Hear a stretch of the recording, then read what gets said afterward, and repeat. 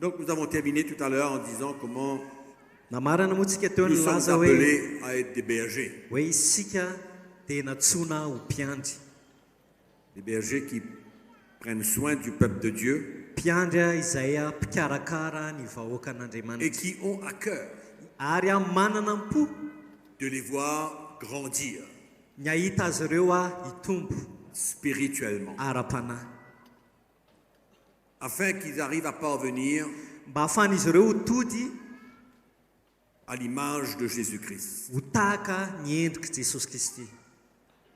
Ce qui doit faire la joie d'un serviteur de Dieu, Ary ny zavatra tokony ho fifalian'ny mpanompon'Andriamanitra c'est de savoir que le peuple de Dieu, dia ny mahafantatra hoe ny vahoaka an'Andriamanitra au travers de son ministère, amin'ny alalan'ny asa fanompony, par le Saint-Esprit, amin'ny alalan'ny fanamasina, emmène le peuple de Dieu dia hitarika ny vahoaka an'Andriamanitra à être établi et affermi, tena hoe iorina sy jorotra fort, matanjaka mahery pour faire face aux difficultés, aux épreuves, aux persécutions. mba ahafahan'izy ireo miatrika ny fahasarotana sy ny fisedrana maro samihafa. C'est ça qui doit être la motivation et le cœur de chaque serviteur de Dieu. Ary tokony izay no manetsika sy tokony izay ihany koa ny fon'ny mpanompon'Andriamanitra tsirairay avy. Et l'apôtre Paul avait bien compris cela. Dia ny apôstôly Paoly dia natakatra tsara an'izay mihitsy izy. Premièrement, il nous dit dans l'épître aux Éphésiens, Dia izao no lazainy ao amin'ny bokin'ny Efesianina, comme quoi que le Seigneur a fait des dons. ohatrany hoe nanome fanomezam-pahasoavana zany ny tompo. Au chapitre 4, dans le verset 12, Eo amin'ny toko faefatra andininy faharoambin'ny folo, il dit pour le perfectionnement des saints, dia ozy izy hoe ho fanatanterahana ny olo-masina en vue de l'œuvre du ministère, afin qu'ils servent le Seigneur, ho amin'ny asa fanompona amin'ny fiangonana mba ahafahan'izy ireo manompo ny tompo zany, et de l'édification du corps de Christ, sy ho fampandrosoana ny tenan'i Kristy, jusqu'à ce que nous soyons tous parvenus à l'unité de la foi. mandra-pahatonga antsika rehetra ho amin'ny firaisan'ny finoana.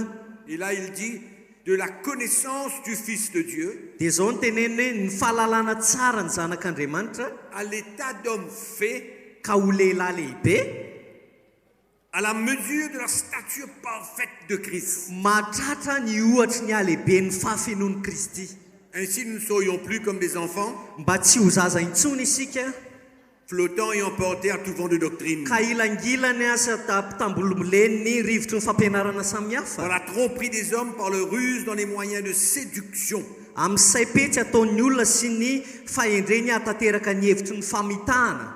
Comment c'est important pour les chrétiens d'être forts, Tena hoe zava-dehibe ho an'ny kristianina zany hoe de se mahery, perfectionner. tena hoe ho tanteraka. Autrement, ils seront comme des enfants, Raha tsy zany ozy izy dia tahaka ny zaza izy, flottant, emportés par tout vent de doctrine. atongilangilany fampianarana maro samihafa. Donc, Paul avait bien compris Dia Paoly natakatra tsara que le but de son ministère hoe ny tanjon'ny asa fanompony et celui des autres sy ny hafa ihany koa était d'emmener le peuple de Dieu à la perfection, dia hitondra ny vahoaka an'Andriamanitra ho amin'ny fahatanterahana, à la parfaite stature de Christ. mba ho tonga amin'ny ohatry ny fahalebiazan'ny fahafinoan'i Kristy ozy izy. Oublions les choses matérielles Ndao sika hanadino ny zavatra ara-materialy rehetra qui ne peuvent construire spirituellement le peuple de Dieu. izay tsy afaka hanangana ara-panahy ny vahoaka an'Andriamanitra. Oublions les choses de la terre. Ndao sika hanadino ny zavatra ety ambony tany Elles ne valent rien. satria tsisy valeur an'ireny, tsisy Le vidiny. perfectionnement des saints, Fa ny fanatanterahana ny olo-masina kosa c'est une œuvre spirituelle. dia asa ara-panahy zany, C'est une maturité spirituelle. tena famatorana ara-panahy zany. Et Paul l'avait bien Dia compris. Paoly natakatra an'izany. Et il le dit cela dans son épître aux Éphésiens. Zay no lazainy ao amin'ny epistily Et amin'ny ouvrez votre Efesianina. Bible avec moi dans Colossiens, Dia sokafo ny baibolinao miaraka amiko amin'ny Kolosianina, chapitre 1er, toko voalohany, le verset 28. andininy favalo amby roapolo. Paul va exprimer maintenant Dia manambara indray zany eto Paoly la raison pourquoi il œuvre pour le Seigneur. hoe inona ny antony iasany ho an'ny tompo, Sa motivation, inona ny manetsika azy, sa raison. inona ny antony anaovany an'izany. Il dit, Des c'est autres lui pays. que nous annonçons, Jésus, Dia ozy izy hoe izy no torinay Jesosy zany io izy io, exhortant tout homme, ka samy anarinay instruisant tout homme sy ampianarinay ny olona rehetra en toute sagesse, amin'ny fahendrena afin de présenter à Dieu mba hatolotray ho tanteraka ao amin'ny Kristy izy rehetra tout homme devenu parfait en Christ. mba ho samy atolotra ho tanteraka ao amin'ny Kristy izy rehetra. C'est à quoi je travaille, dia zay ozy izy a ny antony esako en combattant avec sa force qui agit puissamment en moi. ary atanteraka izany hikelezako aina sy ezahako fatratra araky ny fiasan'ny herin'ilay miasa mahery ato aminy. Il n'y a pas plus clair Tsy misy mazava mihoatra an'izay de angamba voir ici la motivation et la raison même du ministère de Paul. hoe inona no nanetsika sy ny antony asa fanompony Paoly apôstôly. Il n'a aucune autre intention. Tsy nisy heritreritra hafa ankoatran'io zany Paoly. Sa joie se trouve Dia ny fifaliany zany dia ny toetra de voir les chrétiens grandir spirituellement, dia zao hoe ny ahita ny vahoakan'Andriamanitra sy ny kristiana hitombo ara-panahy afin qu'ils ne demeurent pas des enfants, mba tsy hahatongan'izy ireo hijanona ho zaza foana, afin qu'ils ne demeurent pas esclaves du péché, mba hahatongan'izy ireo tsy ho andevon'ny fahotana, mais qu'ils puissent présenter à Dieu tout homme devenu parfait. fa ozy izy mba hahatonga anay hanolotra ny olona rehetra tanteraka eo anatrehan'Andriamanitra. Si ce n'est pas cela notre motivation, Raha ohatra ka tsy zay no manetsika antsika nous sommes en train de courir une autre course. dia azakazaka hafa no hiazakazahantsika. Moi, je veux être assuré dans mon cœur Fa za tia azo antoka atao anatin'ny foko que j'ai de quoi dans ma vie, hoe za eo amin'ny fiainako selon la parole de Dieu, araky ny tenin'Andriamanitra pour emmener le peuple de Dieu à se perfectionner. hoe tena afaka hitondra ny vahoakan'Andriamanitra ho amin'izany fahatanterahany Je zany. veux avoir l'assurance en moi Tena tia azo an'izany antoko zany ao amiko que j'ai un message dans mon cœur hoe manana hafatra marina ao atao qui va anatin'ny foko transformer la vie des chrétiens, izay hanova ny fiainan'ny kristianina, qui va les aider à se débarrasser izay hanampy an'izy ireo hanary des pièges du diable, ny fandriky ny fahavalo, des désirs de la chair, ny filan'ny nofo, du péché. ny fahotana. Je veux cette assurance-là. Ary za tia azo an'izany antoko zany. Sur quoi est-ce que le ministère va se reposer? Sur quoi? Aiza ho aiza eo ambonin'inona ary ny asa fanompotsika no iorina. J'ai besoin d'avoir une assurance dans mon cœur Fa mila mahazo antoka manana antoka ao anatin'ny foko parce que je veux satria za no mila présenter à Dieu tous les chrétiens te aneo eo anatrehan'Andriamanitra ny kristianina ho parfaits en Christ, tanteraka ao amin'ny Kristy. des hommes spirituels, Lehilahy ara-panahy, des femmes spirituelles, vehivavy ara-panahy, des jeunes spirituels, tanora ara-panahy, libérés du monde, tena afaka ny amin'izao tontolo vivant izao, pour Christ, tena miaina marina ho an'ny Kristy, prêts à payer le prix, tena vonina ny andony vidiny, prêts à tout. tena vonina ny amin'ny zavatra rehetra. C'était ça les chrétiens de la première église. Zay ny kristianina tamin'ny andro voalohany tamin'ny fiangonana voalohany. Les apôtres avaient un message Nanana hafatra ireo apôstôly clair mazava qui transformait les chrétiens, izay manova ny kristianina, qui enlevait le désir dans leur cœur d'appartenir au monde. izay nanala tao am-pon'izy ireo le hoe an'izao tontolo izao izy, Qui enlevaient dans leur cœur Ils toute aiment- forme d'attachement avec leur héritage naturel. dia izay nanala mihitsy tao am-pon'izy ireo izay mety mifamatotra aminy ny amin'ny lovany teo aloha zany, Avec leur culture miaraka tamin'ny kolotsaina naturelle. ara-nofo, Ils avaient vu une autre culture. fa nahita kolotsaina hafa izy. Ils avaient compris qu'il y avait une autre culture, la Des culture du royaume. Dia natakatra izy hoe misy kolotsaina hafa dia ny kolotsainy fanjakana, La culture du royaume de Dieu. ny kolotsainy fanjakan'Andriamanitra. Pas ce que j'ai hérité de mon père. Tsy hoe izay lovako avy amin'ny raiko Pas la akory, façon de vivre de mon père. ohatr'izao ny fomba fiainan'ny raiko, Pas les méthodes de vivre de mon père. tsy ohatr'izao ny fomba fiainan'ny dadako, Pas mes habitudes de mon père. tsy ny fombafomba ny dadako. Non. Zay, Ces chrétiens avaient délaissé tout cela. fa reto kristiany reto dia namotsitra an'izany rehetra izany. Ils avaient compris qu'il y avait une autre culture dans le royaume de Dieu. Fa natakatra izy ireo misy kolotsaina hafa ao amin'ny fanjakan'Andriamanitra. Comment retrouver aujourd'hui dans l'église de Jésus-Christ Ahoana ny ahitantsika ankehitriny ao amin'ny fiangonan'i Jesosy Kristy? toutes sortes d'héritages culturels? Mahita isika kolotsaina izay lovaina avy amin'ny razana. Comment? Ahoana? Fa ahoana? C'est un autre royaume. fa fanjakana hafa zany C'est pas le royaume de la terre. tsy fanjakana ety ambony tany resahana Mon royaume n'est pas de ce monde, Jésus a dit. ozy izy jesosy hoe fanjakako tsy ty am'izao tontolo zao Non. zay Je suis venu sur la terre, je suis venu de Dieu et je repars vers le Père. fa tonga tety ambony tany andriamanitra naniraka ty hiverina any a Mon royaume n'est pas d'ici-bas. ary fanjakako tsy ty ambony tany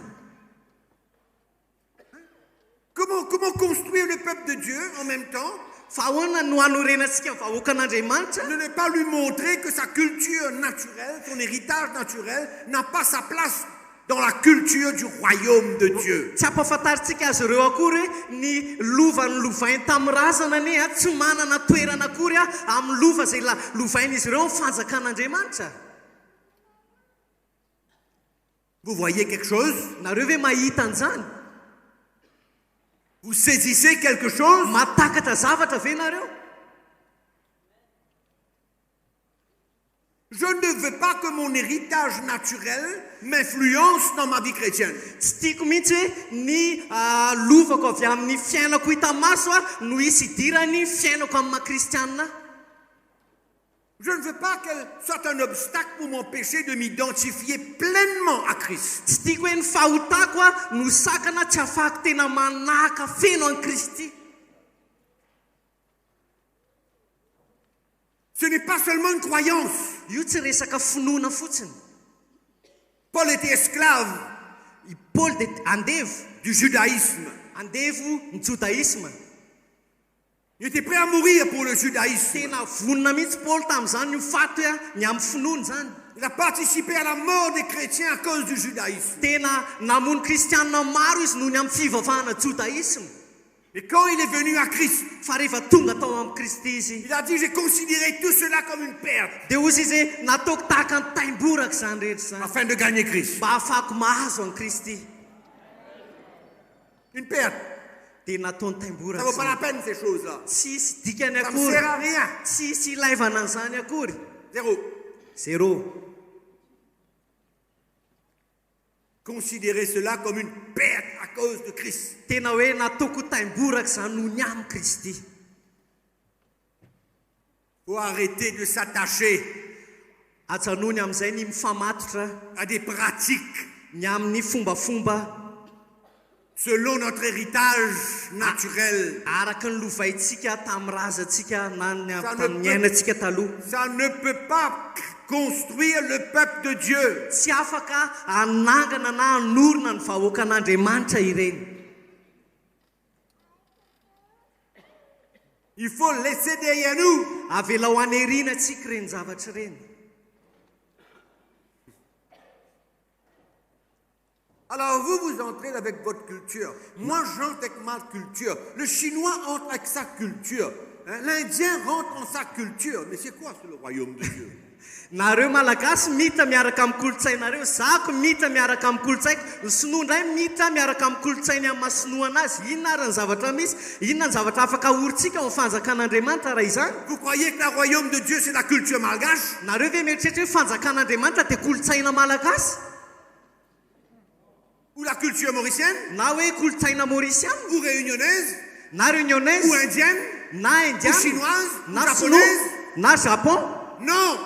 zay Le royaume de Dieu a sa propre culture. fa ny fanjakan'andriamanitra dia manana ny kolotsaina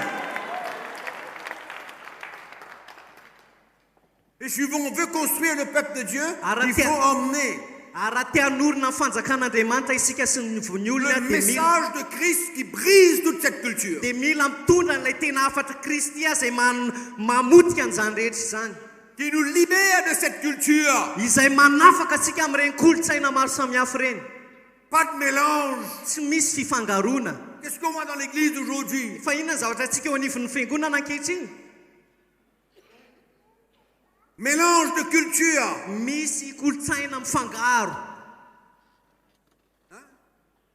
Culture du royaume et culture malgache en même temps. ny kolotsaina fanjakan'andriamanitra sy ny kolotsaina Culture malagasy dia mauricienne mifangaro et culture du royaume en même temps. ny kolotsaina fanjakan'andriamanitra dia asiana kolotsaina maurisiana kely Je prie que vos yeux s'ouvrent tena mivavaka mba hisokatra ny masonao afin que vous puissiez voir briller la splendeur de l'évangile. mba ahafahan'ny masonao tena mahita marina ny mahatsara sy mampamirapiratra ny filazantsarany Jesosy. C'est pourquoi l'église est faible. Zay mahatonga ny fiangonana malemy sy marefy. C'est pourquoi les chrétiens n'arrivent pas à être libres. Zay mahatonga ny kristianina ohatrany tsy mety afaka. Ils marchent des deux côtés. Satria amin'ny sabaka izy. Et beaucoup de chrétiens, malgaches, chinois, indiens, mauriciens, réunionnais, aiment leur culture. Ary betsaka ny kristianina malagasy, mauriciana, réunionnais fa mbola tia ny kolotsaina izy. Ils aiment. Tiany. Ils sont nés là-dedans. Dia tena teraka tao anatin'izany. Ils ont été enseignés là-dedans. Ary nampianarina mahakasika an'izany izy. Ils ont grandi là-dedans. Ary nialehibe tamin'izany izy. Ils ont vu comment ça se fait. Ary fantany tsara mahakasika an'izany.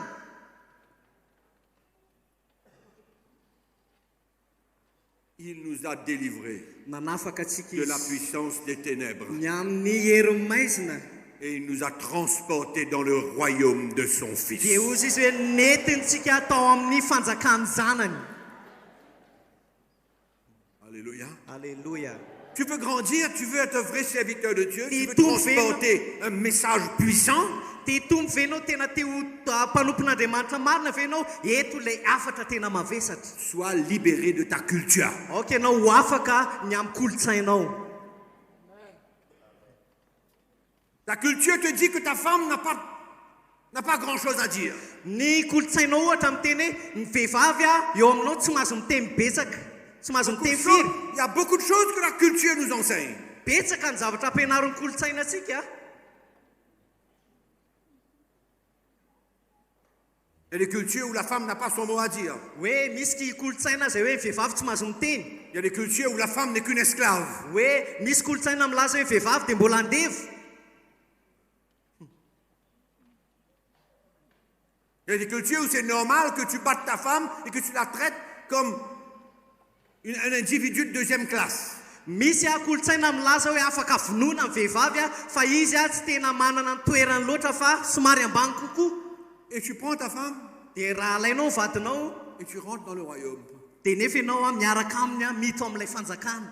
Et tu veux vivre comme tu es là-bas. Dia ianao ve afaka miaina aty sady miaina aty.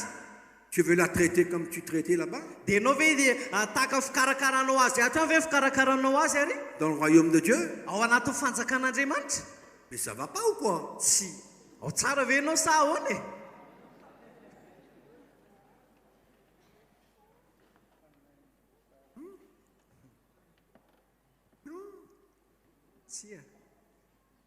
Le peuple de Dieu a besoin d'être libéré à travers le message que porte l'homme de Dieu. Ny vahoakan'Andriamanitra dia tokony hatsapa fahafana amin'ny alalan'ny afatra zay entin'ny mpanompon'Andriamanitra. Qui lui-même a besoin d'être libre. Ka na izy tenany aza aloha dia tokony izy aloha no afaka voalohany.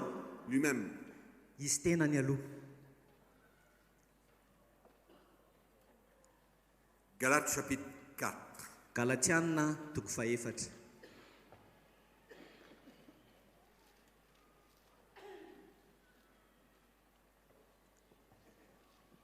L'évangile, mes frères et sœurs, Ny filazantsara rahalahy sy anabavy nous confronte. dia tena manotsikotsinà antsika. Ça nous interpelle. Tena mahatonga sainantsika.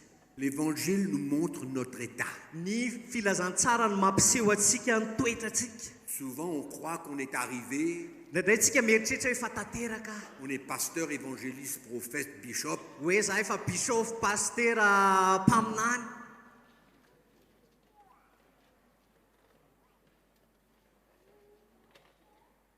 Professeur.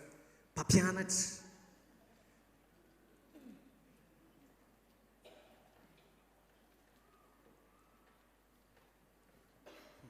Tu es encore esclave Kanefa ianao mbola andevo. de ta culture. Andevon'ny kolotsainao. Et tu veux entraîner ça dans le royaume de Dieu. Dia ianao nefa ny aty hitarika an'izany ihany koa amin'ny fanjakan'Andriamanitra. Mais pourquoi tu ne prends pas un peu la culture chinoise aussi? Fa maninona raha alaintsika koa ny kolotsaina sinoa e? Pourquoi Pourquoi tu ne veux pas devenir chinois ou indien en même temps? fa maninona renao a tsy afaka manao hoe sinoa sy indianina miaraka Ça serait pas mal d'être international. tena ohatrany hoe tsy mamparary anao ny hoe enao zany a olona ray fa international iraisam-pirenena. On adore un peu de tout et on adore Jésus en même temps. hoe mankalaza zavatra hafa nefa tian'i Jesosy ihany koa.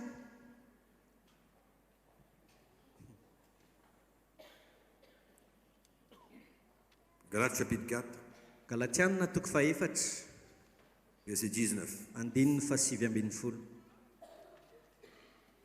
Mes enfants, anaka pour qui j'éprouve de nouveau izay arariko indray les douleurs de l'enfantement, amin'ny fiterahana mandrapara jusqu'à ce que Christ soit formé en vous. mandrapaharin'i Kristy ao anatinareo. Je voudrais être maintenant auprès de vous et changer de langage, car je suis dans l'inquiétude à votre sujet. engany ka ho tonga eo aminareo ankehitriny ka hanovan'ny feoako fa misalasala noho ny aminareo. Moi, je veux que vous puissiez comprendre quelque chose ce matin. Misy zavatra tiako takatrareo amin'ity marain'ity a. Ces quelques paroles ne sont pas des écritures noires sur blanc. io soratra izay soratan'i Paoly io a tsy hoe soratana mainty sy fotsifotsiny hoe soratany tanana fotsiny zany Il y a une attitude derrière ça. fa misy toe-po mavesatra ao ambadika io, Il y a une ambition derrière ça. misy faniriana lalina ao ambadika io. L'apôtre Paul dit, dia zao ny tenin'ny Paoly apôstôly, il est prêt vonina ao izy à éprouver les douleurs de l'enfantement.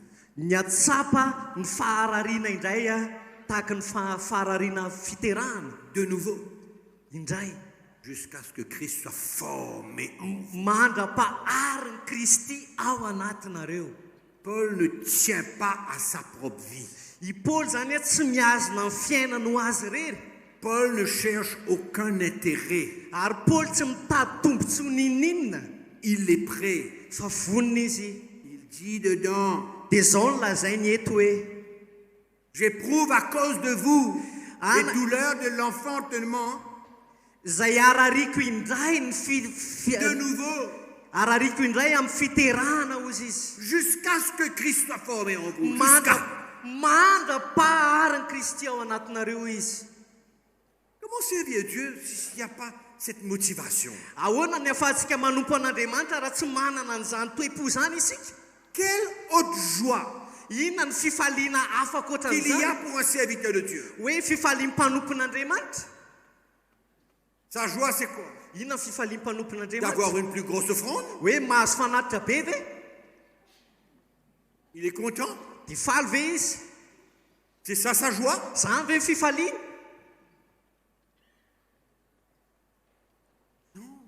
Tsy zay. Ça vaut rien, ça.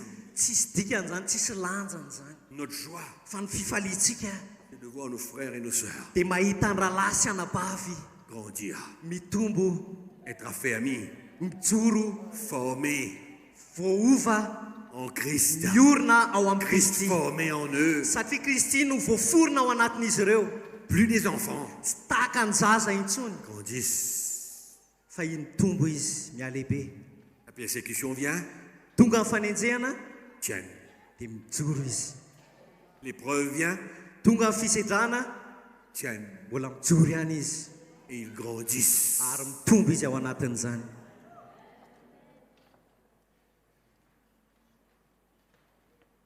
Il y a trop de fancifères dans l'église. Ilay C'est betsaka français ça, fancifère? non. C'est quoi qu'on dit? Allez, dites-moi quelqu'un. Audrey, allez, fancifère, c'est quoi?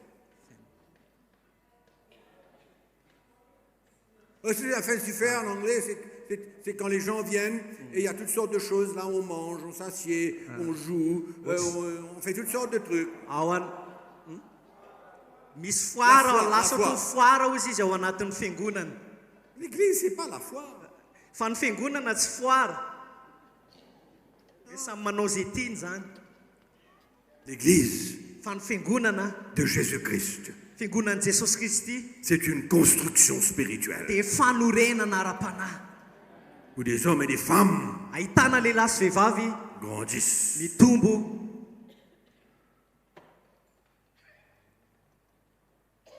Paul avait une jalousie Paul dia tena saro-piaro.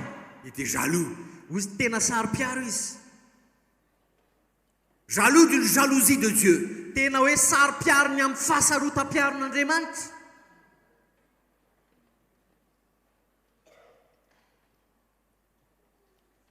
Parce qu'il avait fiancé. Satria izy dia tena nameny Pas aminy. financé, fiancé. Satria izy dia nifamatotra Les chrétiens ny kristianina à Jésus-Christ. nampifamatotra ny kristianina tamin'i Jesosy. Un seul époux. Zay fofombady iray. Afin de les présenter Mba hafahany manolotra azy ireo comme une vierge pure. tahaka ny Virginie madio. Il n'avait aucune autre motivation, Paul. Tsy nanana fihetsem-po hafa ankoatran'izay Paoly anahy. Paul avait compris Fa Paoly tena natakatra l'appel de Dieu. inona ny antsoina hoe antson'Andriamanitra teo aminy. Il avait compris pourquoi Dieu l'avait mis à part. Takatra Paoly tsara hoe fa maninona izy natokan'Andriamanitra. Paul était apôtre. Paoly ny apôstôly. Il y avait des prophètes, il y avait des évangélistes, il y avait des enseignants, il y avait de tout. Nisy ny mpaminany, nisy ny mpampianatra, nisy ny evanjelista teo, nisy ny rehetra teo. Et tous avaient compris. Ary ny rehetra dia niara-nanaiky Pourquoi hoe fa ahoana ils servaient Dieu ensemble. naniny izy ireo niaraka nanompo an'Andriamanitra. Ils avaient tous compris cela. Niaraka natakatra an'izany izy Que ireo leur vie hoe ny fiainany était une perte. dia fiainan'ny mameriny amin'ny manontolo. Il n'y avait plus rien à gagner sur cette terre. Hoe tsy misy ninina tsony tombontsoa tokony ho azony ety ambonin'ny tany. La vie chrétienne aujourd'hui a une autre signification. Fa ny fiainana kristianina ankehitriny dia ohatrany hoe misy dikany hafa. La vie chrétienne aujourd'hui a une autre signification. Ny fiainana kristianina ankehitriny dia dikan'ny olona hafa. On identifie la victoire Ny fandresena ohatra dia lasa dika hoe par les choses que nous avons. manoloana ny zavatra nanako no ahafantarana hoe mpandresy. On définit la foi Ny finoana ohatra dia refesitsika hoe par notre état naturel. jerena manoloana ny toetraka mipoziko ivelany. La définition de la doctrine même Ny famaritana ny fampianarana mihitsy aza a perdu sa valeur. dia lasa very lanja. La chrétienté aujourd'hui est devenue comme une religion, Dia ny fiainana mahakristianina ankehitriny dia lasa fiainana mandeha amin'ny fombafomba. avec toutes ses règles, ses principes, ses théories, Miaraka amin'ny fitsipika sy ny fahaizana sy ny fahalalana. où les chrétiens sont enfermés dans une prison. Zay mahatonga ny kristianina ohatra hoe midy anaty fikadrana. Et ils n'ont pas le droit de vivre pour eux-mêmes, ils ont besoin de vivre pour le pasteur et vivre pour les règlements établis. Dia tsy manana fiainana afaka izy afaka miaina ho azy ireny fa tsy maintsy miaina ho amin'ny pasteur izy sy tsy maintsy miaina amin'ny fitsipika azy apetraka eo anivon'ny fiangonana. Et vivre pour les lois établies. Sy miaina amin'ny lalàna izay napetraka. Et c'est comme ça que le pasteur est content. Dia ohatr'izany mahafaly amin'ny pasteur ankehitriny.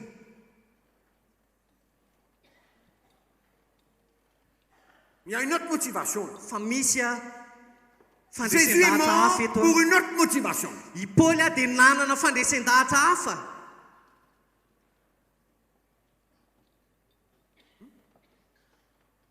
Jésus n'est pas mort principalement pour une vie meilleure sur cette terre naturellement. I Jesosy tsy hoe maty fotsiny mba hananana fiainana tsaratsara kokoa eto amin'ity tany ity.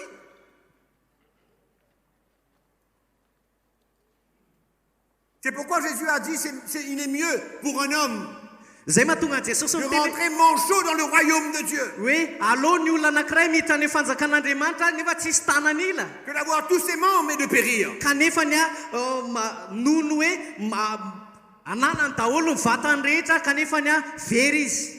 À quoi sert-il à un homme de gagner le monde entier s'il va perdre son âme? Inona ozy izy no ilaina ny olona anankiray raha azony zao tontolo zao kanefa very ny fanahiny. Il faut comprendre pourquoi Jésus est mort. Ary mila takatsika hoe inona ny antony nahafatesan'i Jesosy. Pourquoi il a souffert? Pourquoi il a versé son sang? Il Pourquoi il est ressuscité des morts? Inona ny antony nijaliany, inona ny antony nandatsahany rany, inona ny antony nitsanganany tamin'ny maty. Pour que tu pilles le peuple de Dieu, mba ahafahanao mandropa ny vahoaka an'andriamanitra ve afin de nourrir ta chair et chercher ton propre intérêt. mba ahafahanao ihany koa ve hoe mamoko ny nofonao sy tadiavanao ny tombontsoanao manokana. Il y a des gens qui vous disent que Jésus était riche parce qu'il avait le trésorier appelé Judas.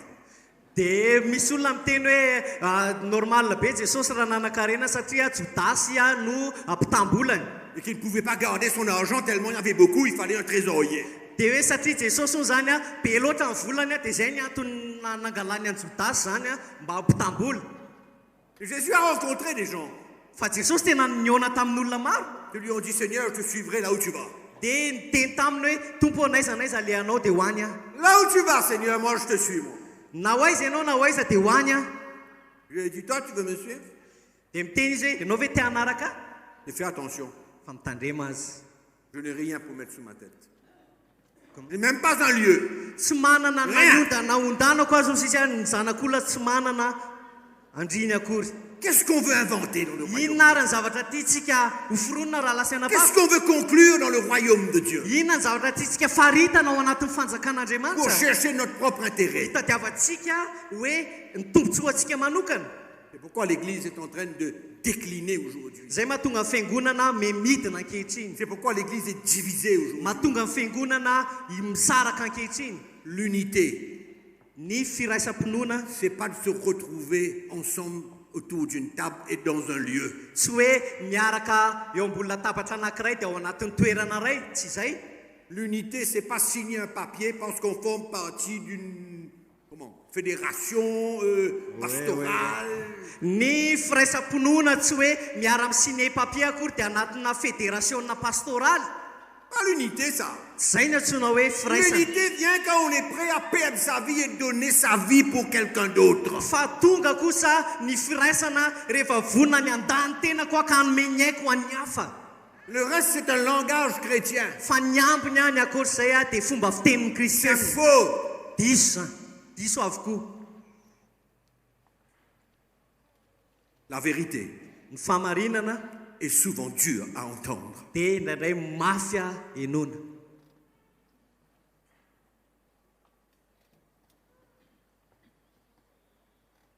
On a besoin de savoir quelle est notre motivation. Fa mila fantatsika hoe inona ny manetsika atsika ao am-potsika. Et quand on comprend, Ary rehefa matakatra izy, on reconnaît rehefa mahafantatra cette isika motivation qu'il y a dans notre cœur, matakatra isika hoe inona ilay manetsika ny fotsika, on a besoin d'alors s'assurer qu'on a le vrai message pour accomplir ce qu'on veut. dia mila fantatsika aloha voalohany hoe ananantsika ve ilay tena afatra tena izy zay isika vao afaka manatanteraka izay tiantsika ho tanterahana. On a besoin du message pour accomplir ce désir que nous avons de voir le peuple de Dieu grandir. Mila afatra isika raha tia ahita an'izay hoe etahitantsika ny ahita ny vahoaka an'Andriamanitra hitombo. On a besoin de vivre ce message. Mila miaina n'ilay afatra aloha isika. On a besoin de l'annoncer. Ary mila mitory an'izany. On a besoin de laisser ce message Mila mamela an'izany afatra izany sika anova ny fiainantsika manokana. changer notre attitude envers notre femme, Manova ny fihetsikitsika amin'ny vaditsika. régler beaucoup de choses dans notre vie. Betsaka ny zavatra tokony ahitsy eo amin'ny fiainantsika. Vivre cet évangile. Mila miaina ny On filazantsara. a besoin d'avoir cette assurance. Mila manana an'izany antoka izany isika. Et on a besoin de comprendre ce message. Ary mila takatsika ihany koa ny tian'ilay afatra ambara. Tant qu'on ne le réalise pas, Dia raha mbola tsy On va takatritsika zany continuer. dia mbola hitohy foana isika. à participer à la foire. Mbola hitohy hanao fety foana tsika eo amin'ny fiainantsika. Amin'ilay foara zany. Voilà ce qu'on va faire. On va continuer à participer à la foire. Des On va aller voilà. s'entretenir, s'amuser à la foire. Dia ohatrany hoe ao anaty foara foantsika dia mifalifaly isotry zany mifampiresaka. Le chrétien va aller à la foire. Comment? Le chrétien va aller à la foire. Hoe misy kristianina andeha ho any amin'ny foara. Le pasteur lui dit comment il peut prospérer, il va être content. Dia misy pasteur miteny hoe ianao dia tsy maintsy ho tahina dia faly izy. Mais il n'y a jamais rien. Kanefa tsy misy.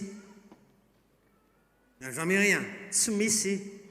pour lui montrer qu'est-ce qu'il y a à l'intérieur de lui. Tsy misy mihitsy ahafahany mahita hoe inona marina ny tena zavatra mitranga ao anatiny. Il y a beaucoup de pasteurs aujourd'hui qui sont arrivés à honorer les chrétiens charnels. Betsaka aza ny pasteur ankehitriny a manaika sy mamela ireo kristiana izay mandeha ara-nofo. Parce qu'ils ont besoin d'eux. Satria ilain'le pasteur le olona. Tu as besoin d'eux pour survivre. Mila an'ireo olona ireo le pasteur mba ahafahany miaina. Mais Dieu est capable. F'Andriamanitra mahefa ny zavatra-rehetra. Dieu est capable Andriamanitra mahefa ny zavatra-rehetra. de pourvoir à tous nos besoins. Mamatsy ny izay ilaintsika En rehetra. toutes circonstances. Na inona toe-javatra misy. Toutes circonstances. Na inona zavatra misy mitranga. Et c'est dommage. Fa mampalahelo a. Retournez à ce chapitre de Galates, je vais vous montrer quelque chose. Donetsika iverinao amin'ny Galatiana toko faharoa Galatiana. On a lu tout à l'heure à partir du verset 18, chapitre 4, Galates, Galatiana toko fahaefatra verset 13. andininy fahatelo ambin'ny folo. On va lire maintenant les versets précédents. Dia amaky ny andininy tao alohan'le vakitsika Paul teo dit, vous ne isika. m'avez fait aucun tort. Vous savez que ce fut à cause d'une infirmité de la chair que je vous ai annoncé pour la première fois l'évangile. Nefa fantatrareo fa noho ny fahalemeny nofo noho ny toriko filazantsara taminareo tamin'ilay voalohany. Et mis à l'épreuve par ma chair, vous m'avez témoigné ni mépris ni dégoût. Ary teo amin'ny nofoko izay tonga fakapanahanareo dia tsy mba no amavonareo na no lavinareo. Vous m'avez au contraire reçu comme un ange de Dieu, comme Jésus-Christ. Fa nandray ahy tahaka ny mandray ny anjelin'Andriamanitra ianareo iny dia tahaka ny Kristy Jesosy aza. Et il peut poser une question maintenant. Dia nametraka fanontaniana amin'izay Et Paul il avy leur eo. dit, où donc est l'expression de votre bonheur? Aiza ary ilay nataonareo amin'ny fahasambarana? Ho fahasambarana. Ils étaient heureux. Falitsiny izy ireo. Et Paul est en train de leur montrer maintenant Dia Paul zany te haneho amin'izy ireo indray comment est-ce ankehitriny. qu'ils avaient exprimé cette joie, ce bonheur d'avoir reçu l'évangile. Hoe tena nanahoana nanehon'ireo olona ireo a satria nandray filazantsara izy ny fifaliany.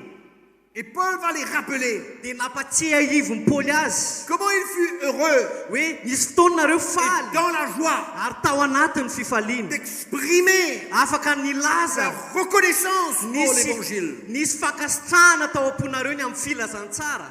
Il a dit, Dia hoy izy hoe car je vous atteste donc, favolombelona aho je vous rappelle,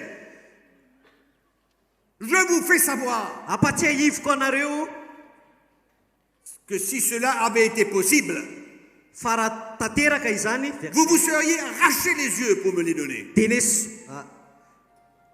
fa favolombelona aho fa raha azo natao na dia ny masonareo aza dia nisoronareo ka nomenareo ahy. Vous vous seriez arraché les yeux pour me donner.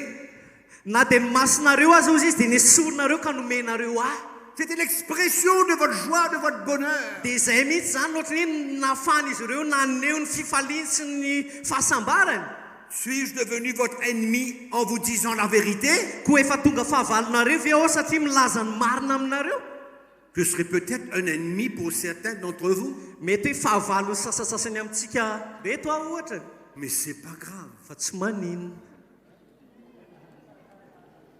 Le zèle qu'ils ont pour vous. Mazoto mila fity aminareo izy ireo. Paul parle maintenant des autres hommes de Dieu Miresaka amin'izay zany Paoly eto a lehilahin'Andriamanitra hafa qui ont réussi izay tonga à détourner le cœur de ces Galates de l'apôtre Paul. hoe nafana izy ireo a ohatrany hoe namily ny sain'reto galatiany reto a ny amin'ny Paoly apôstôly. Et Paul leur dit, suis-je devenu votre ennemi parce que je vous parle la vérité? Dia hoy izy Paoly hoe ka tonga fahavalonareo ve aho satria miteny ny marina aminareo? Le zèle qu'ils ont pour vous n'est pas pur. Dia hoy izy hoe satria mazoto mila fity aminareo izy ireo nefa tsy araky ny mety. Ils veulent vous détacher de nous afin que vous soyez zélés pour eux. Tiany hiala aminay ianareo mba hahafana izy ireo a hirehatra kosa ho anareo. Si tu veux qu'un chrétien soit zélé pour toi, tu fais fausse route, mon frère. raha ohatra raha lasiana bavy a ka tianao ny kristianina anankiray irehatra ho anao na ianao zany tena reharehany a dia diso lalana ianao. Le zèle du chrétien doit être un zèle pour Christ. Fa ny etaetan'ny kristianina anankiray dia Pour Jésus. etaetan'i Jesosy a Kristy. Mais ces prédicateurs cherchaient leur propre intérêt auprès des Galates. Fa reto a mpitoroteny reto a dia mitady a tombontsoa manokana teo anivon'ny galatianina. Qu'est-ce qu'ils faisaient? Inona nataony ary? Cacher la vérité. Nafenin'izy ireo ny marina. Ouais. Tu caches la vérité. Afeninao ilay marina. Voilà ce qu'ils faisaient. Dia izay no nataony. Paul parlait la vérité. Paul ny teny ny marina. La vérité était un défi pour eux. Ary a ny famarinana dia tena fanambo azy ireo. Il fallait un prix à payer Satria nisy vidiny tsy maintsy aloha ao pour suivre Christ. mba hanaradian'i Kristy. Nous allons parler de tout ça. Mbola iresaka an'izany tsika Mais tsy oatsy. eux, ces serviteurs-là, eux, Fa eo ireo mpanompon'Andriamanitra ireo ils compromettaient l'évangile pour garder le peuple de Dieu pour eux. dia nanao marimaritra iraisana tamin'ny filazantsara mba izy azoan'izy ireo ny olona ho azy ireo. Et en même temps, pour prendre leur argent et mettre dans leur poche. Dia ao anatin'izay moa zany alain'izy ireo vola dia any anaty paosin'izy ireo. Voilà la différence. Hitanareo tsara ilay mahasamy hafa azy. Par la vérité, Teny marina ianao tu n'as pas toujours bien compris. dia indraindray betsaka ny olona tsy mahazo anao. Tu compromets la vérité, Fa rehefa manao marimaritra iraisana any amin'ny marina ianao tu auras beaucoup pour te suivre. dia betsaka kosa no hanaradianao. C'est pourquoi les églises sont pleines. Zay mahatonga ny fiangonana ankehitriny a be olona.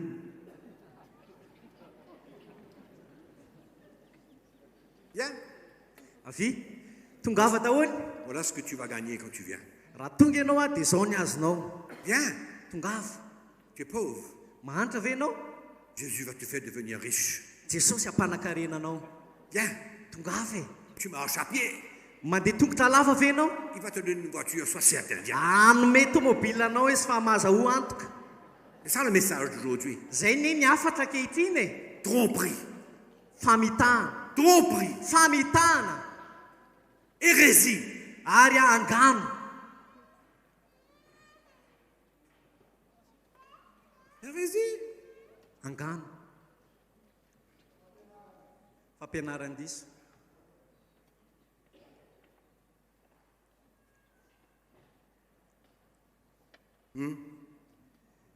Paul avait beaucoup d'ennemis. Paul dia maro ny fahavalony. Ah, allez lire la parole de Dieu, vous allez voir tous ceux qui ont essayé de le dénoncer, Betsaka ny mamakinareo tenin'Andriamanitra fa betsaka ny olona ireo izay nitory azy l'accuser, na nanendrikendrika azy mettre un obstacle à son ministère. na nisy sakatsakana teo amin'ny asa fanompony. Lisez la parole de Dieu. Raha mivaky io ny tenin'Andriamanitra dia ho hitanareo. Les Galates ont été pris au piège. Ary ny galatiana dia voafandrika tao anatin'ilay fandrika. Ces serviteurs-là lui ont dit aux Galates, Dia izao ny tenen'ireto mpanompon'Andriamanitra reto tamin'ny galatiana hoe pas la peine d'être persécuté pour la croix de Jésus-Christ. Pourquoi tu es persécuté pour ça? Fais-toi circoncire dans la chair, c'est tellement plus facile. tsy mila enjehana izany ianao noho ny amin'ny azo fijalian'i Jesosy fa raha foraina fotsiny ianao a dia milamina ny zavatra rehetra.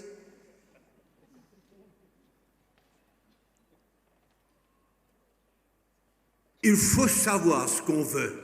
Mila fantatsika hoe inona aloha ny zavatra katsatsy. Il faut que tu saches ce que tu veux. Mila fantatrao aloha hoe inona ny zavatra Quel tadiavinao. genre de serviteur de Dieu que tu veux? I mpanompon'Andriamanitra manahoana tianao hitiavana anao? Être acclamé, Tianao hoe le hoe ankalakalazaina? être aimé de tous, Hoe tiany rehetra? avoir l'approbation de tous. Mahazo inona moa zany fakasitrahana avy any amin'ny olona maro? Tu es en train de courir une autre course. Dia azakazaka hafa no hiazakazahanao raha izay. Tu veux être populaire? Te halaza ve ianao? Tu cours une autre course. Azakazaka hafa no hiazakazahanao. Qu'est-ce que Jésus a dit? Inona ny tenenin' Jesosy? Le serviteur Ny mpanompo n'est pas plus grand que le maître. dia tsy lehibe noho ny tompony. Si j'ai été persécuté, Raha ny enjehana vous serez aussi dia persécuté. nareo ihany koa enjehana. Non? Pourquoi? Persécuté pourquoi? Enjehana satria maninona moa no enjehana? Pourquoi on est persécuté aujourd'hui? Satria maninona moa tsika no enjehana ankehitriny? Quelle raison? Inona ny antony? l'évangile ny filazantsara sera l'élément de persécution contre les chrétiens qui veulent servir Christ. dia ny filazantsara ny singa anankiray ahafahan'ny olona manenjika ny kristianina À cause de l'évangile, noho ny amin'ny filazantsara à cause du vrai message. noho ny amin'ny hafatra tena izy.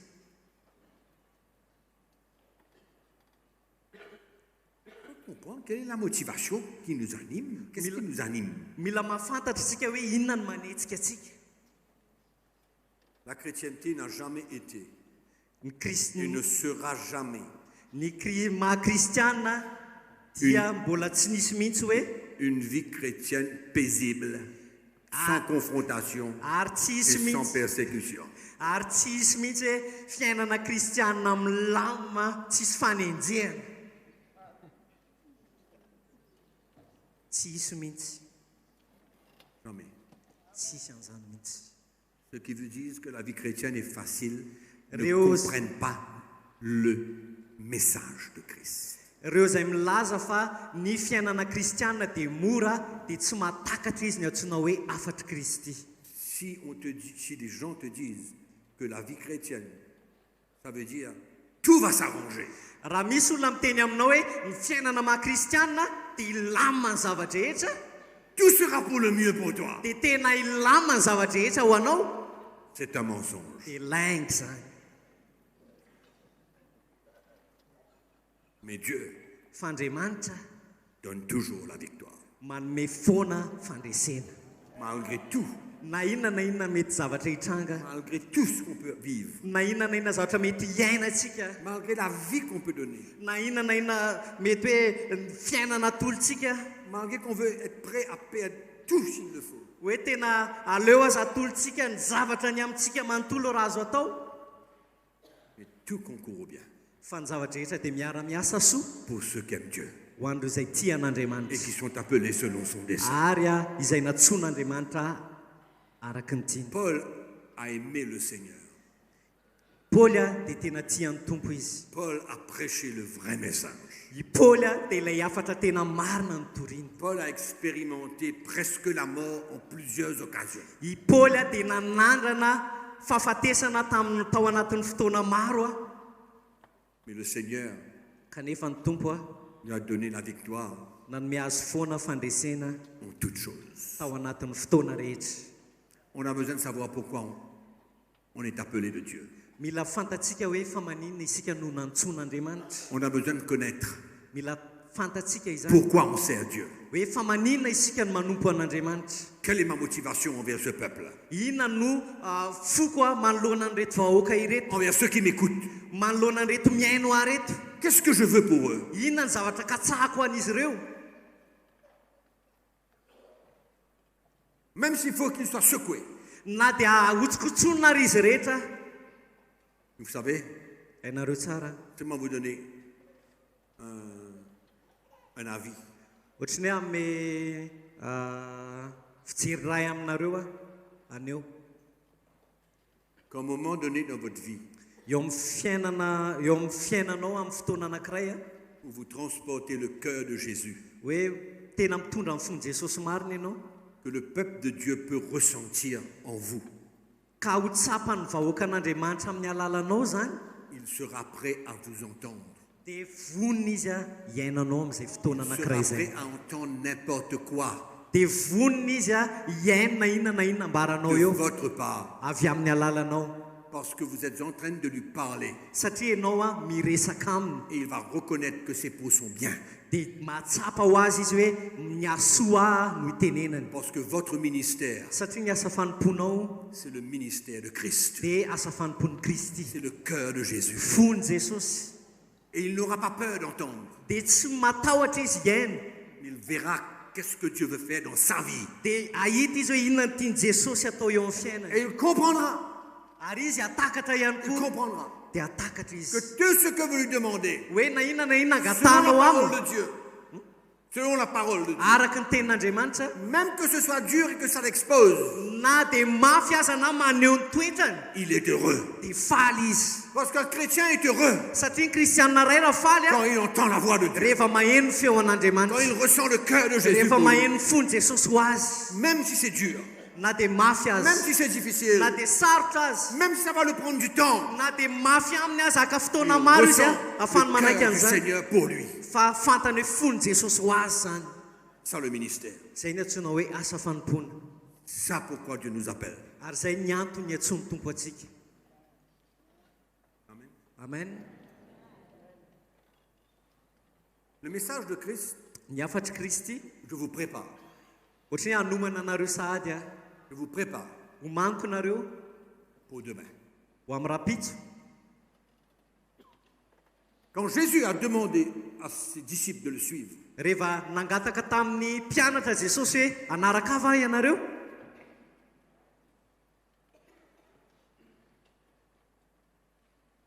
il ne leur a pas dit dia tsy zao ny teneniny hoe des choses merveilleuses à entendre. hoe zavatra mahafinaritra ino ny sofiny Non. zay C'était un vrai défi pour eux. fa tena fanambo amin'ny mpianatra izany Quand Jésus nous appelle rehefa miantso atsika jesosy et quand nous, de la part du Seigneur, on appelle le peuple de Dieu ka isika ihany koa amin'ny alalan'andriamanitra dia miantso ny vahoaka an'andriamanitra à suivre Jésus, hoe manarahany jesosy on a besoin de leur montrer le même message que Jésus a dit à ses disciples. dia mila lay afatra izay natoriny jesosy azy ireo ihany koa no atoritsika an'ireo olona ireo On ne peut pas leur donner un autre message, tsy afaka manome afatra hafa isika ni inventer un autre, na mamorona afatra hafa ni écouter ce que Jacques, Pierre et Paul sont en train de dire, je ne sais pas trop où, en Amérique ou en Australie. na miaino izay nytenenin'izy jakoba paoly sy anna azy avy any australie Il faut leur dire ce que Jésus demande. fa mila mampafantatra azy zay angatahany jesosy aminy Pas toujours facile à écouter et à entendre. tsy mora foana nefa ny miaino an'izany C'est à vous de décider. fa anareo a ny manapa-kevitra ny Si amin'izay vous allez entendre un message hoe iaino afatra et être prêt à le suivre, iaino afatra ve ianareo ka hanaraka et izany être prêt à le mettre en pratique, sy ampiatra izany prêt à obéir. vonina akatoro Ce n'est pas mon message. tsy afatry zany akory a Ce n'est pas le message de personne ici. tsy afatry nizanizy eto amintsika eto a C'est celui de Jésus-Christ. fa afatry jesosy kristy C'est le message. zay ny afatry Et mon rôle, ary ny andraikitry mon fotsiny devoir, ny andraikitro ton devoir, ny andraikitra ao a ta responsabilité, ny andraikitra ao a c'est de porter le message de Jésus-Christ. dia nitondra ny afatry jesosy Et ce qu'il demande, ary ny zavatra takiny c'est ça qu'on doit porter. dia tokon'izay ihany koa no entintsika Tu aimes? tianao ve Tu n'aimes pas? tsy tianao ve Ça te plaît? mahafinaritra anao ve Ça ne te plaît pas? tsy mahafinaritra anao ve Pas notre problème. tsy solana zany tsy olako zany Pas mon problème. tsy olako zany Si Madagascar a besoin d'un réveil spirituel, raha mila fifoazam-panahy madagasikara ce n'est pas les paroles qu'on entend aujourd'hui. tsy zavatra teny a enontsika ankehitriny a Ce n'est pas ce réveil que les gens sont en train de vouloir dire là partout. tsy hoe lay fifoazam-panahy zay tenitenen'ny olona etseroa Et ce n'est pas à Madagascar seulement, c'est dans le monde entier. ary tsy eto madagasikara ihany ny trango zany fa eran'izao tontolo zao Si nous avons besoin d'un vrai réveil, raha tena te ahita on a besoin de fifoazana retourner aux isika paroles et au message de Christ dia mila miverina amin'ny afatry kristy isika que l'Église a oublié. izay adino fiangonana teo aloha Ce message a été remplacé par d'autres messages ary novaina zavatra hafa ny afatry kristy qui n'ont aucune puissance. izay tsisy hery akory Et on peut le prouver aujourd'hui ary afaka amporofotsika zany par l'état de ankehitriny l'Église. amin'ny endriky ny toerana misy ny fiangonana Mes ankehitriny frères et sœurs, raha lasy anabavy a réveillons-nous andaotsika ifo de notre sommeil. ao anatin'ny toromasotsika Réveillons-nous andaotsika ifo de notre ao sommeil. anatin'ny toromasotsika Écoutons la voix de Dieu andaotsika hiaino au feo travers du antompo message de Jésus-Christ. verina amin'ny afatry jesosy kristy Ce sera peut-être pour certains le plus grand défi dans votre ministère. mety hoe ho an'ny sasany amintsika tena fanambo lehibe zany eo amin'ny asa fanompotsika Et pour ne pas vous décourager, fa mba tsy hoe akivy anao akory a Ça a été le message dans ma vie qui a été le plus grand défi en tant qu'un serviteur de Dieu. Fahitanareo izay afatra zay tena anisan'ny fanamby lehibe teto amiko mihitsy amin'ny mampanompon'Andriamanitra. Et j'avais un choix. Fa nefany nisy safidy teo anoloko. De continuer comme je faisais Hoe hitoy amin'ny lalako teo aloha ve ou sa de prendre le chemin que Jésus m'avait montré à ce moment. hoe andray ny lalana zay naseho an Jesosy anaty tamin'izay fotoan'izay. Et je ne regrette rien. Dia tena tsy manenina intsony Au contraire. fa mifanohatra amin'izany aza. Au contraire. Mifanohatra amin'izay aza. Je vois ce que Jésus a fait dans ma famille, Mahita ny zavatra nataon'ny Tompo amin'ny ankohonako, dans mon foyer, ao anatin'ny ankohonako, entre les frères qui travaillent ensemble, miaraka amin'ny rahalahy sy anabavy izay miara-miasa dans le amiko, ministère, ao anatin'ny asa fanompoko, dans l'église. ao anivon'ny fiangonana. Je ne regrette rien. Dia tsy nanenina mihitsy Au na minona na contraire, minona fa je mifanohatra rends amin'izany grâce aza. au Seigneur. Misaotra ny Tompo ary Et quand je vois des frères et des sœurs grandir, ary rehefa mahita rahalahy sy anabavy quand je vois mitompo, des familles dans l'église être restaurées, rehefa mahita fianakaviana miverina amin'ny loany ao amin'ny quand je fiangonana, vois les jeunes être saisis par Christ, rehefa mahita tanora tena azony Kristy marina, l'argent ne peut pas me donner cette joie. dia fantatra hoe tsy afaka manome aza ny fifalian'izany na ny vola azy. Rien ne peut pas me donner cette joie. Tsy misy zavatra hafa afaka manome Je izany vois l'église fifaliana de izany. Jésus-Christ Fa ao amin'ny fiangonan'i Jesosy, se lever mijoro et des chrétiens sy ny kristianina qui deviennent de plus en plus forts et qui ressemblent de plus en plus à Jésus-Christ. mba tonga ny kristianina iahery sy anaka hatrany an Jesosy Kristy. On verra la suite demain. Dia toizantsika rapitso ny toyany. Si vous décidez de venir, Raha ho avy nareo rapitso mbola napakevitra no avy, mettez-vous debout. dia andaontsika Oui, hiara Seigneur. hitsangana.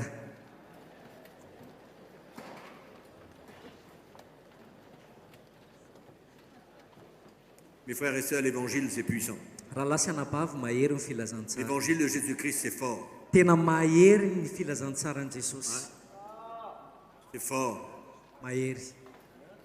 Ça nous interpelle, T'es ça notre- pénètre dans la profondeur de notre cœur. Tena ohatrany hoe manaitra antsika ilay izy sady mitsatoka Bible- lalina anatin'ny fotsika. La Bible nous dit que la parole de Dieu, elle est vivante, elle est efficace. Ny tenin'Andriamanitra dia milaza hoe mahery ny tenin'Andriamanitra sady matanjaka, Elle est plus tranchante qu'une épée quelconque à deux tranchants. dia tahaka ny sabatra roa lela izy. La Bible nous dit qu'elle est comme un marteau qui brise le roc. Dia tahaka ny fanorotoroana vato izy. La parole de Dieu peut changer le cœur d'un homme instantanément. Ary ny tenin'Andriamanitra dia afaka anova ny fiainan'olombelona sy ny fon'olombelona eo ny eo ihany. La parole de Dieu peut renverser toutes sortes de forteresses dans notre tête instantanément. Ary Andriamanitra, tenin'Andriamanitra afaka mandrava ny manda eo ny eo ihany eo amin'ny fiainan'olona anankiray. Oui, c'est la puissance de l'évangile. Satria izay ny hery ny filazantsara. C'est la puissance de la parole de Dieu. Hery ny tenin'Andriamanitra. C'est ça que nous avons besoin. Ary izay ny ilayntsika. Être des prédicateurs de la vérité. Hoe mpitory-teny ny fahamarinana. Comme ça, nous verrons les cœurs Dia amin'izay fotoana izay nahita fo isika s'unir iray, ensemble. ho iray marina, hiaraka marina. Et ça sera la vraie unité Dia izay ny antsoina hoe firaisapo des tena serviteurs de izy Dieu an'ny à mpanompon'Andriamanitra Madagascar eto Madagasikara et partout sy naiza naiza. où le message de Christ Hoe eo amin'izay toriana ny afatry ny sera Kristy, annoncé. eo amin'izay toriana ny afatry Kristy. Si ce que je vous dis n'est pas vrai, Raha tsy marina izay lazaiko anareo cette parole n'est pas vraie. dia diso zany ty teny ty. Si ce que je vous dis n'est pas vrai, la Bible n'est pas vraie. Raha diso ny zavatra lazaiko aminareo dia diso ny baiboly zany. Parce que Dieu nous appelle à être unis. Satria Andriamanitra dia Et la mipaky puissance de antsika iray l'évangile va nous foa, unir. ary ny hery filazantsara no atonga izany. Amen. Amen.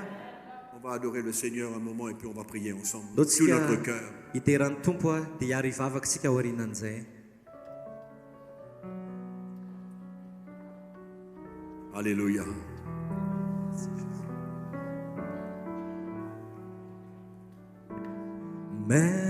Merveilleux est notre Dieu, Tu es bon et tu fais de grands prodiges élevants.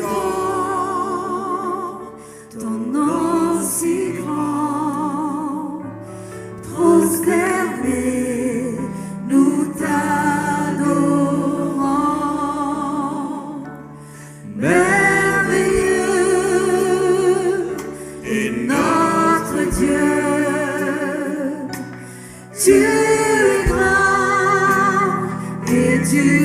fais de grands prodiges, nous élevons ton nom si grand. Prosternés, nous t'adorons. Saint le Seigneur. Et le Seigneur, Masina ny tompo la création, zao rehetra izao dia hanambara ny voninahitra ta ao gloire, satria mendrika hoderainy ianao. d'être loué. Mankalaza ny fiandriananao zahay. Adorons ta majesté. Tsara ny tompo. Saint est le Seigneur, la création déclare ta gloire. Digne d'être loué. Digne d'être loué. Nous adorons ta majesté. Nous adorons ta majesté. Merveilleux est notre Dieu.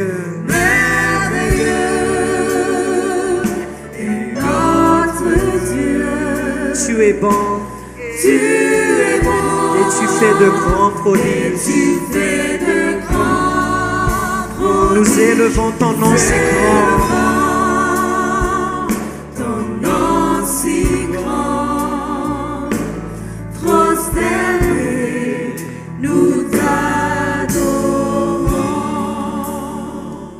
Oui, merveilleux Et notre Dieu,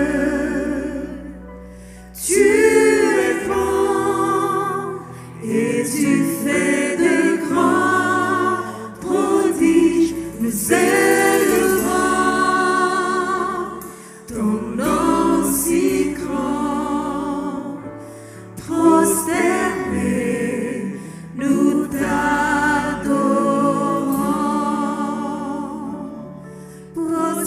Prosternés, nous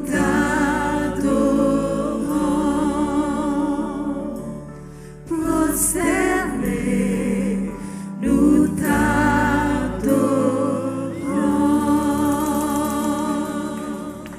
Alléluia, merci Seigneur. Sotranao zay Jesosy.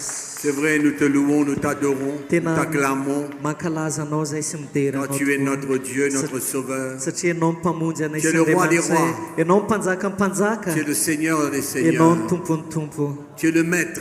Ianao ny tompo. Seigneur, merci Jesosy io misaotra pour tout anao ce que zay. tu as fait pour Ny amin'ny nous. zavatra nataonao taminay. Tu nous rassembles dans ce lieu Satria ianao nanangona anay teto amin'ity Pour toerana un but. ity ho amin'ny tanjona afin iray. que nous puissions entendre ta voix, Mba ahafahanay mihaino feo anao miaraka. comprendre ton plan, Atakatra ny drafitrao. comprendre et ressentir ton cœur pour ton Église Atakatra sy atsapa ny fonao amin'ny que fiangonanao. nous représentons ici à Madagascar. Izay no misolo tenanao eto Que Madagasikara. tous ces hommes et ces femmes ici représentent à Madagascar. Ireto rahalahy sy anabavy izay misolo tenanao eto Madagasikara. Père, nous te remercions pour la puissance de ta parole. Tompo misaotra anao zay ny amin'ny herin'ny teninao. Elle est la vérité. Satria fahamarinana izy. Ta parole a le pouvoir de changer les choses, Tompo manana hery afaka hanova ny teninao. de renverser les forteresses, Ary andrava ny manda de rehetra. briser les liens, Ary andrava ny fatotra rehetra. d'enlever le Hanafaka- mensonge, Hanafaka ny lainga rehetra. d'établir la saine doctrine. Ary ametraka ihany kosa ny Nous voulons te fampianarana tsisy remercier kilema. pour chaque personne ici ce soir. Misaotra anao any amin'ny olona tsirairay avy eto Parce ankehitriny. que tu as une raison pour laquelle ils sont là. Satria ianao mahafantatra ny antony hatongavan'izy ireo eto. Parce que tu les as appelés. Satria ianao niantso Ce azy. n'est pas une coïncidence qu'ils sont là. Tompo tsy sendrasendra maheto Ils sont azy. sortis de loin. Hoe satria avy avy Ils sont lavitra venus izy. ici pour un but. Fa tonga eto izy ho amin'ny tanjona Parce qu'il y iray. avait une soif dans leur cœur. Satria nisy etaeta tao am-pony. Parce que beaucoup ont prié. Satria betsaka no Que mivavaka. quelque chose se passe dans leur propre vie. Mba hisy zavatra hitranga maro ny eo amin'ny Beaucoup fiainany. sont découragés. Tompo maro no Mais kivy. Seigneur, nous te prions Fa ankehitriny zay que mivavaka jusqu'à la tompo. fin de cette Hoe semaine, mba mandrapatapitsy ty herinandro tu ty. vas restaurer les cœurs. Mba hanova ny fony Tu vas tsirairay mettre avy la ianao. foi dans leur cœur. Ametraka finoana indray ao Tu am-pony vas ianao. réveiller ceux qui se dorment. Tompo Tompo amozy matory ianao. Tu vas établir Tompo ianao ny dans le anorona cœur des hommes et des femmes ao am-pony raha lasy la anabavy vérité de ny l'évangile. famarina Nous voulons te filazantsara. prier ce soir Ty hivavaka aminao zay amin'ity pour que ta tolakandro ity. grâce continue Tompo mba hain'ny à se fahasoavanao mitohy manifester dans ahy notre vie. iseho eo amin'ny fiainanay. Même si nous nous séparons ce soir-là, Tompo na dia saraka zay amin'ity tolakandro ity nous te prions dia mivavaka que le izahay Saint-Esprit continue mba hifanainao masinao à itoy éclairer chacun d'entre nous mba itoy hanazava ny tsirairay avy et que tu dissipes tous les doutes ary ianao Jesosy hanala ny fisalasalana et que tu rehetra répondes à toutes les questions ary ianao ny hamaly ny fanontaniana rehetra et que tu établisses chacun ianao ny hanorona azy dans la vérité de ta parole. amin'ny famarinany teninao. Et nous prions pour des miracles cette semaine, Tompo mivavaka izay ao mifagagana an'ity des herinandro miracles ity. dans les cœurs, Tompo fagagana ao am-po. des bouleversements dans les Tompo vies, hisy fitsombadiany ao amin'ny des fiainana. changements de direction, Tompo hisy fiovandalana. des abandons de fausses doctrines, Tompo hamela ny fampianarany d'un diso rehetra. retour à la saine Fa doctrine, hiverina amin'ny fampianarana tsisy d'un kilema. retour au message de Christ, Hiverina amin'ny hafatra Kristy d'un marina. retour au message apostolique. Hiverina amin'ny hafatra Oh apostolika. notre Dieu, O Tompo, tu fais des merveilles. fantatray fa manao Tu fahagagana as à ianao. cœur cette nation. Fantatray fa ao Merci am-ponao pour zao les hommes et les firenena femmes zao. qui sont réunis ce soir. Misotranao ny amin'ny rehetra lalasy anabavy izay Nous miango. prions pour eux ce soir. Mivavaka izay amin'ity Oh notre tolakandro Dieu, ity Tompo. tu es vivant. Velona ianao. Tu fais des prodiges. Manao fahagagana ianao sy Tu es famantarana. merveilleux comme nous t'avons chanté. Araka ny hiranay teo dia tena Merci pour mahafinaritra un ianao. réveil dans les cœurs. Misotranao ny amin'ny fifoazanao Un anatin'ny réveil de fitsirairay avy. l'évangile. Fifoazana amin'ny alalan'ny Nous te filazantsara. louons, nous t'adorons. Deranao zay miankohaka Nous aminao zay. proclamons que toi seul es Dieu. Manambara izay fa ianao reny no Andriamanitra. Nous ne voulons pas de la religion, Tompo tsy tia ila Nous ne voulons pas fombafomba-pivavana des izay. théories. Tompo lavonay ny ni des teoria lois, ni des lois. na ny lalàna Nous voulons la vérité de fa l'évangile. mila ny famarina amin'ny filazantsara La izay. liberté que tu emmènes. Tompo ny fahafana zay entinao. Seigneur, Tompo délivre-nous afao izahay. de toute forme de religion. Ninninona endrikendrika fombafomba-pivavahana. Fais-nous voir, Apahitao amin'ny masonay. fais-nous voir Apahitao amin'ny masonay. la vraie chrétienté Ny izany hoe tena fiainana kristianina dans ces izany. jours qui viennent. Ao anatin'ny andro Le vitsivitsy vrai izay mbola ho avy message dia ny hafatra tena izy apostolique. dia ny hafatra apostolika izany. Te rendons grâce. Miteranao sy makasitraka anao Merci. zay.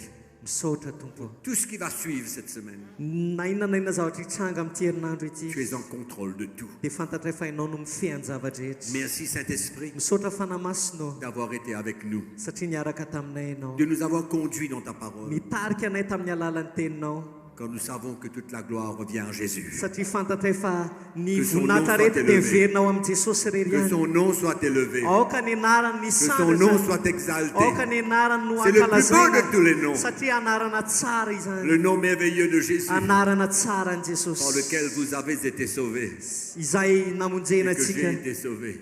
izay namonjena ahy. Gloire soit rendue à Jésus. Aoka ny voninahitra iverinao Nous amin'ny l'acclamons, Jesosy. nous acclamons Jésus. Ataontsika hitehaka ho Nous azy acclamons Jésus ankalaza de tout notre azy. cœur ce soir. Nous Alléluia. acclamons Jésus. Ataontsika ankalaza ny Il est Jesosy tellement rery merveilleux. azy. Alléluia.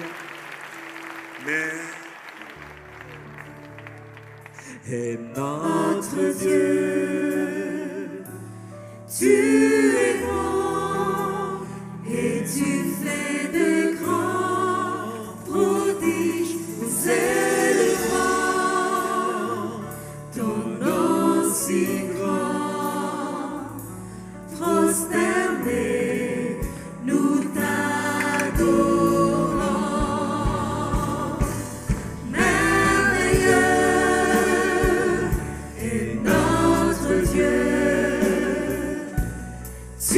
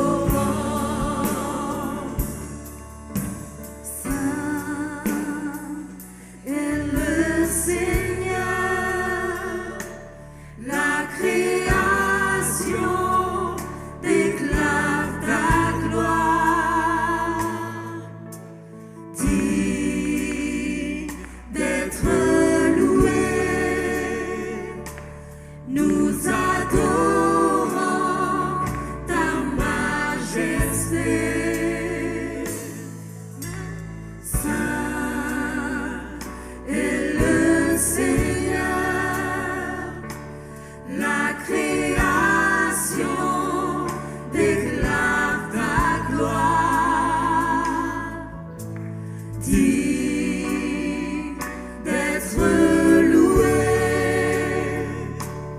Nous adorons ta majesté. Merveilleux est notre Dieu. Tu es bon et tu fais de grands prodiges. Nous élevons ton nom si grand. Prosternés, nous t'adorons. Merveilleux